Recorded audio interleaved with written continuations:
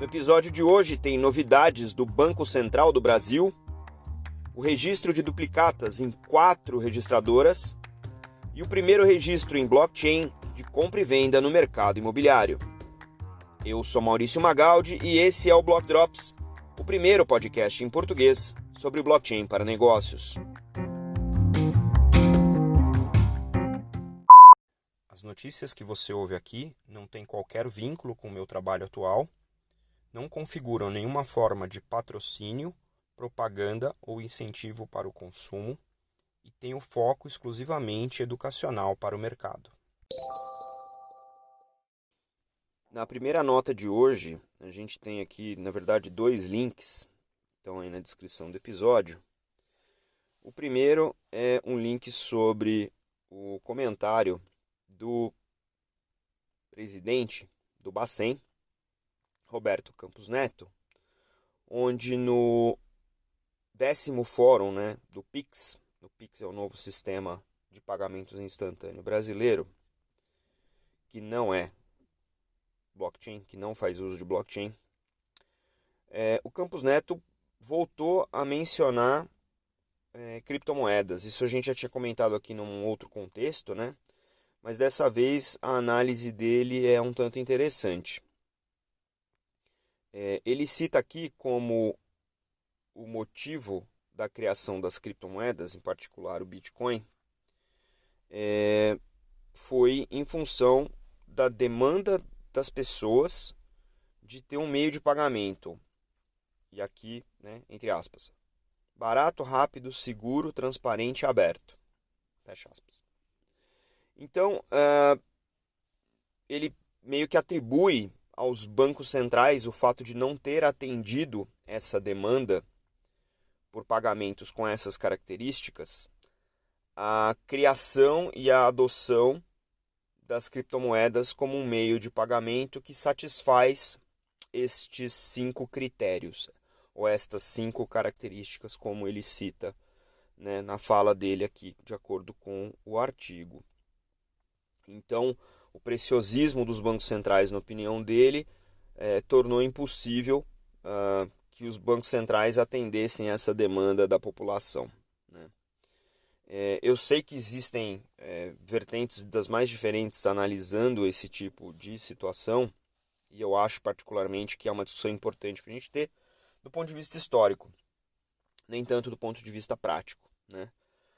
Obviamente aqui é uma reunião do Pix, então o Banco Central está posicionando o Pix como uma solução que atende essas 5 características, Mas de qualquer maneira é uma discussão interessante de que aparentemente esse é o raciocínio que levou o Banco Central a não só a lançar o Pix como algo relevante para o mercado, mas também liga com o próximo link, que é a criação do grupo de trabalho no próprio Banco Central, anunciado através de nota, para discutir a emissão de uma moeda digital no Brasil. A gente já teve aqui discutindo CBDCs, Central Bank Digital Currencies, que é um movimento que a gente tem acompanhado no mercado ao redor do mundo.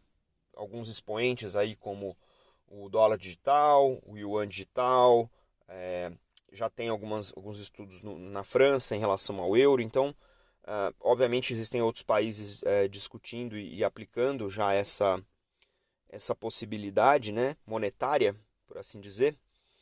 E aí a gente se depara com essa movimentação do grupo de trabalho. Então a ideia aqui é propor o modelo da emissão dessa moeda, quais são esses riscos operacionais e monetários, questões de segurança, proteção de dados, que é uma coisa que está super na cabeça dos reguladores nesse momento, e obviamente todo o arcabouço regulatório monetário e financeiro, de acordo com o Banco Central. Tem ainda uma questão de inclusão. A gente obviamente está falando aqui de inclusão digital, uma moeda digital, você tem que pensar nos impactos da inclusão digital e dos controles do ativo circulante, políticas monetárias, políticas econômicas, E, obviamente, aqui a gente não está falando em substituir o Pix, né? Então, é um movimento meio que coordenado aí pelo Bacen e, obviamente, a gente está olhando em mudanças que são estruturais no mercado brasileiro. Então, eu acho que o fato de haver um grupo de estudo não significa que haverá uma CBDC. Eu acho que ainda há muita controvérsia em relação ao real benefício de uma CBDC. Acho que tem questões amplas a serem discutidas e depois aprofundadas. E, obviamente, o Banco Central brasileiro, como é uma entidade de ponta entre os bancos centrais do mundo, não ia ficar muito atrás dos seus pares na indústria. Então, se não é uma discussão simples, eu fico muito satisfeito de ver uma movimentação formal do regulador brasileiro de se colocar disposto a estudar isso com profundidade e entender a realidade do Brasil versus a dos outros países na adoção de uma solução como essa. A nossa segunda nota do dia é mais uma nota brasileira, em que a gente trata de um processo bem burocrático e ainda muito frágil no Brasil, que é o chamado registro de duplicatas. O registro de duplicatas hoje em dia ele é feito de maneira fragmentada quando é feito, mas boa parte das duplicatas elas são papel ou contratos de gaveta.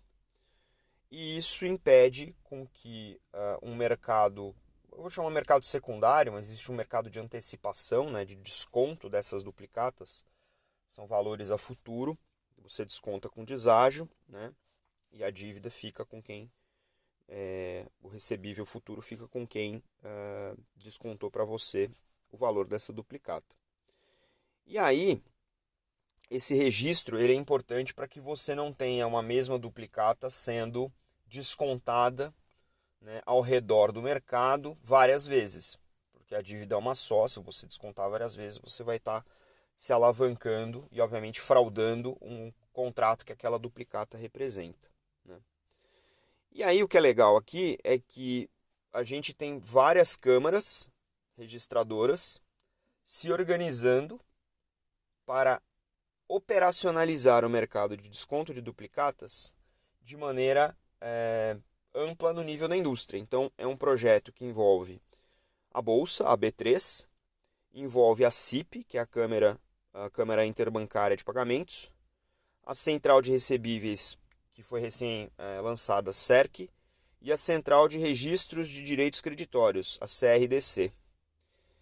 E aí o objetivo aqui é que, operando conjuntamente, essas 4 registradoras, por assim dizer, podem verificar qual é a validade das duplicatas em vários processos.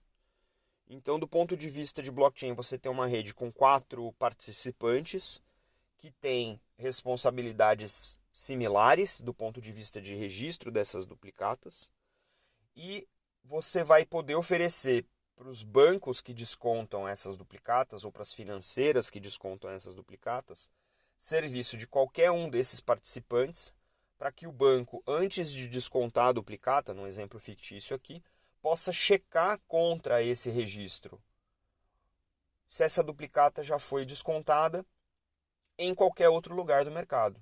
Ou seja, você evita uma coisa similar aí com o gasto duplo, né? Eu não consigo executar o desconto de uma duplicata quando ela já foi executada, né? Então essa organização ao redor do processo de negócio de desconto de duplicata, com entidades que fazem esse registro, ou seja, elas são concorrentes nesse espaço, se organizando através de um processo com blockchain, e dando esse suporte ao público, que no caso aqui são os bancos que consomem esse serviço, pode diminuir o número de fraudes e potencialmente pode inclusive melhorar o valor do desconto para quem desconta a duplicata, porque aí você tem menos risco de fraude. E o risco de fraude invariavelmente é embutido nos preços de tudo que as organizações fazem e que tem risco. Então é muito interessante ver essa organização. Eu tenho o plano de trazer para o Block Talks duas pessoas com opiniões não exatamente a mesma, não exatamente opostas, mas em relação a este processo. Então vocês fiquem de olho, porque a gente deve trazer aí dois especialistas que vão falar deste caso de uso por ângulos diferentes. Obviamente vão falar de mais coisas, mas a ideia é a gente trazer as pessoas para discutir um pouco mais, contar para a gente um pouco mais o detalhe de como foi o processo de adoção e, obviamente, contar também, por um outro ângulo, quais seriam as outras alternativas, né?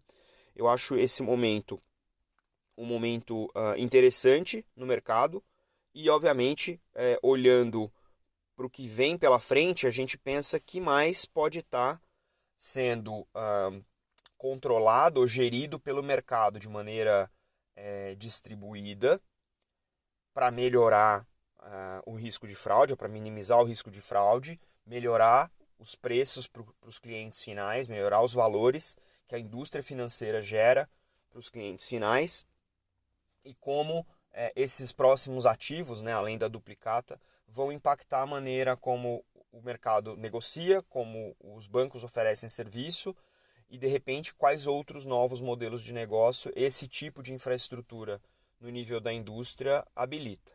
Acho que vale uma nota aqui, é um projeto feito com o Corda, da R3, então eu queria deixar aqui os parabéns para as quatro entidades e também para o pessoal que participou desse projeto, tanto do ponto de vista de serviço quanto do ponto de vista de tecnologia, e eu espero ver muito mais desse tipo de coisa para a gente poder trazer aqui para vocês.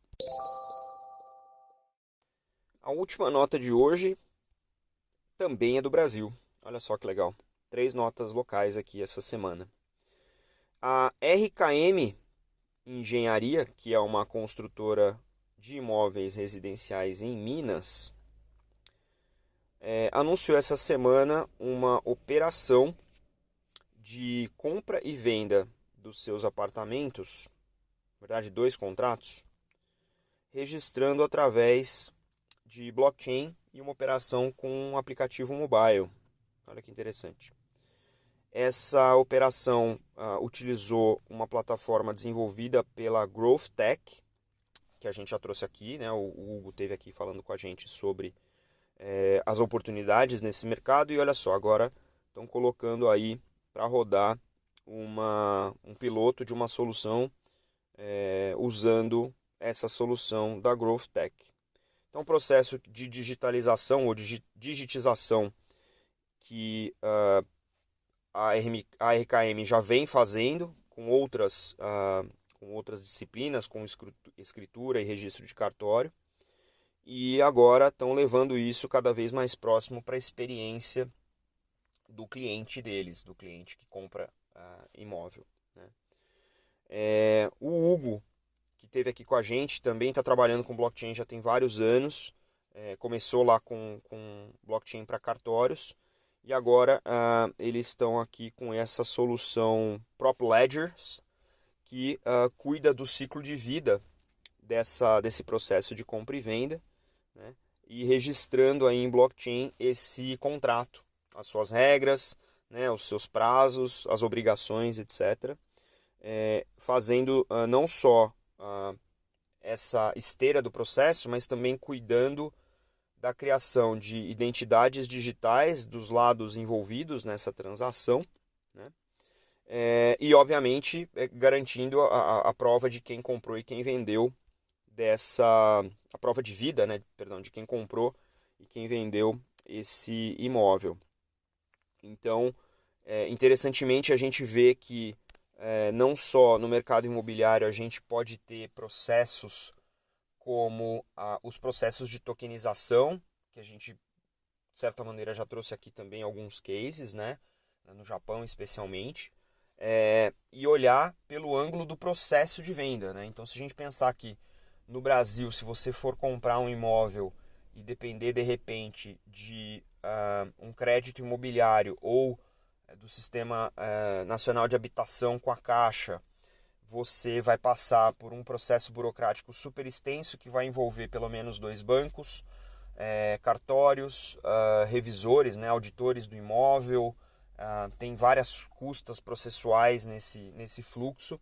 E pensando em extensão do ponto de vista do processo, se você colocar esse processo como a RKM e a GrowthTech fizeram em uma esteira com vários desses participantes, a partir do momento que você toma a decisão de compra, você pode orquestrar esse processo numa blockchain, incluindo a caixa, incluindo as registradoras, os cartórios, o banco no qual você vai tomar o empréstimo, de repente a unidade do FGTS para você poder liberar determinado saldo no FGTS sem ter que fazer toda aquela peregrinação documental, né, em relação não só às suas contas do FGTS, mas que você é você, para você poder fazer esse saque. Então, eu vejo um mar de possibilidades de eficiência no processo, mesmo que a gente ainda tenha que envolver diversas entidades, porque elas têm diferentes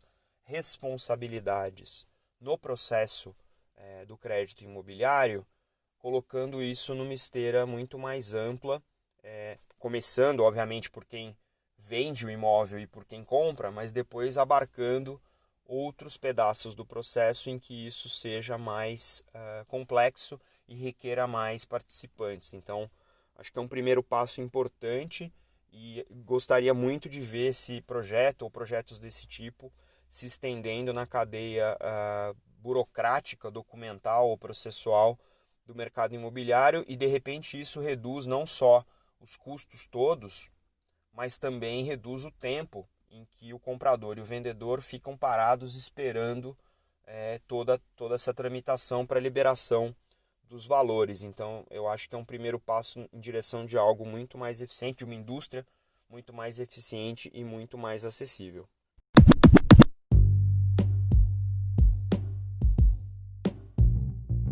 Você pode ouvir o Block Drops Podcast nas plataformas Numis, Google Podcasts, Apple Podcasts, Spotify e Anchor FM. Entre em contato conosco através do e-mail blockdropspodcast@gmail.com, no Instagram Block Drops Podcast e no Twitter Block Drops Pod.